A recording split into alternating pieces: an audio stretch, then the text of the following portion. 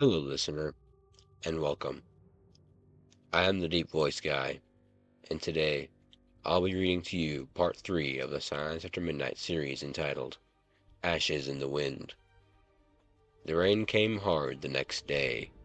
David sat by the window, replaying the footage over and over, trying to match the faces from the video to the ones they saw in the cars. Mira returned from the university's chemistry lab, soaked to the skin, holding a report on Agricide 7. She slammed it on the table. This wasn't meant to just kill plants. It sterilizes the soil, alters the ecosystem. One of these canisters could ruin an entire forest, maybe more. Why would John be part of something like that?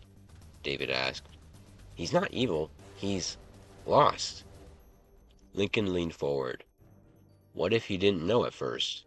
What if he got in too deep, too fast? That night, they returned to John's house. A window in the attic had been left cracked. They climbed in through the rain. Upstairs, they found a chest beneath the floorboards. Inside, letters, photos, and a journal. David flipped through the pages. At first, it was harmless. Experiments, notes about a flying drone project, and plans with a local robotics group. Then gradually, darker entries emerged. February 2nd. They're not students. I don't know who they really work for. When I asked about the gas, Ryland said, "You're not paid to think. You're paid to build." February 17th. Samantha, my sister, opened the container I was hiding. I think she breathed it in. She was fine that night. The next morning, she never woke up. I can't prove it, but I know. February 19th. I told them I was out. Rylan laughed and said, "You're never out, John. She's just the first loss. Keep working." Mira covered her mouth. He didn't even have time to grieve.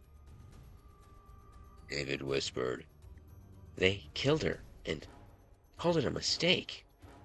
"No," Lincoln said coldly. "They called it progress." The next morning, Theo hacked into the drone's internal server. The files weren't just test logs. They were coordinates, maps, drop zones marked in red, towns near rivers, farmlands, and nature reserves. "They were planning to use this stuff, wide scale," Theo muttered.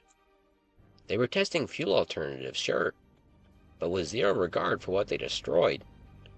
Then Mira spotted a file labeled Oath, Initiation Footage. They clicked it. A video loaded, dim, underground, lit by firelight. John stood surrounded by masked figures. One of them, Rylan, held a gun and a vial. "You understand what this gas does?" Rylan asked. John nodded, eyes dark. "And you still choose to be part of this?"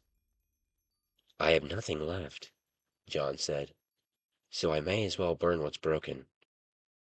They watched in silence as John was branded, a mark on his shoulder, and handed a lighter and a canister. "Where was that filmed?" David asked. Lincoln leaned forward, jaw clenched. "That's not a warehouse. That's beneath the chemical plant off Route 9. And guess what?" Mira added.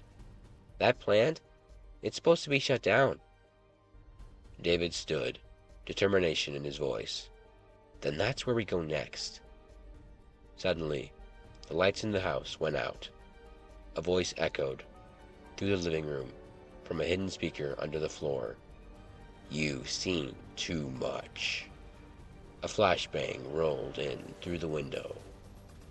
"To be continued."